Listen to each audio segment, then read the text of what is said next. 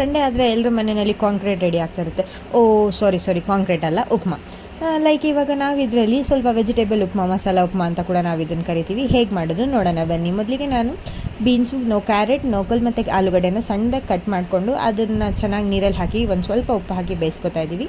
ಇನ್ನೊಂದು ಕಡೆ ಬಾಣಲಿಯಲ್ಲಿ ಆಯಿಲ್, ಸಾಸಿವೆ, ಉದ್ದಿನಬೇಳೆ, ಕಡಲೆಬೇಳೆ ಹಾಕಿ ಚೆನ್ನಾಗಿ ಫ್ರೈ ಮಾಡ್ಕೊತಾ ಇದ್ದೀವಿ. ಇಲ್ಲಿ ನಾನು ಒಂದು 3 ಆನಿಯನ್ಸ್ ತೊಗೊಂಡಿದ್ದೀನಿ. ಆನಿಯನ್, ಕರಿಬೇವಿನ ಸೊಪ್ಪು ಮತ್ತು ಒಣಗಿದ ಮೆಣಸಿನ್ಕಾಯಿ ಹಾಕಿ ಚೆನ್ನಾಗಿ ಫ್ರೈ ಮಾಡ್ಕೊತಾ ಇದ್ದೀವಿ. ಸ್ವಲ್ಪ ಆನಿಯನ್ಸ್ ಫ್ರೈ ಆದಮೇಲೆ ಟೊಮೆಟೊನ ಆ್ಯಡ್ ಮಾಡಿದ್ದೀವಿ.